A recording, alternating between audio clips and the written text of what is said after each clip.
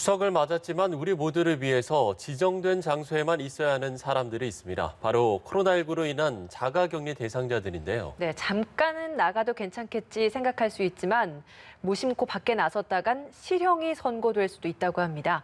관련 판례를 윤솔 기자가 정리해봤습니다. 자가격리 대상자들은 지난 22일 기준 3만 6천 명을 훌쩍 넘습니다. 모처럼 맞는 연휴에 집에만 있기가 답답해서 아니면 이 정도는 괜찮겠지 하고 잠깐 밖에 나가볼까 생각할 수 있겠지만 자가격리 수칙을 위반했다가 큰 낭패를 볼 수 있습니다.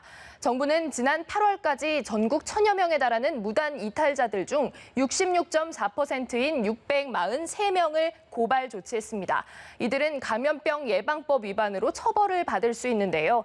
자가격리 수칙 위반자의 경우 지난 4월까지만 해도 300만 원 이하의 벌금 부과 조항만 있었지만 법 개정으로 처벌 수위가 높아져 지금은 1년 이하의 징역 또는 1,000만 원 이하의 벌금을 받을 수 있습니다. 징역 1년 이하의 처벌 같은 경우에는 형법상 공연음란죄나 모욕죄 등이 있습니다. 사회적으로 이 범죄가 문제가 되다 보니까 정부나 국회에서도 이거에 대해서 좀 더 강력하게 처벌을 해서 사람들이 이 규칙을 지키게끔 하려는 의지로 보입니다. 최근 재판을 통해 결정된 무단 이탈자에 대한 처벌 수위를 살펴볼까요? 지난 8월 자가격리를 위반한 20대 남성 A씨에게 징역 4월에 실형이 확정됐습니다. A씨는 자가격리 중에 2차례나 근거지를 무단 이탈했는데요. 공용 화장실이나 사우나, 하천 일대를 돌아다녔습니다. 김씨는 이후 음성 판정이 나오기도 했지만 다중 이용시설에 가는 등 큰 위험을 초래해 실형을 피하지 못했습니다.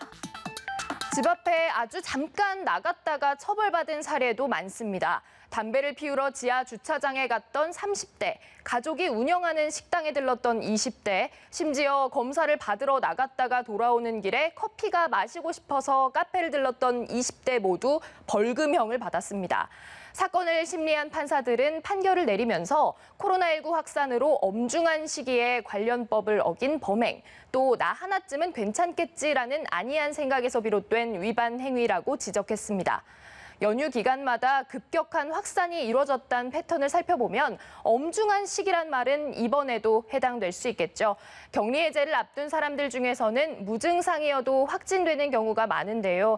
자가격리가 무척 답답하시겠지만 방역 수칙 준수를 잊지 말아야겠습니다. 연합뉴스TV 윤솔입니다.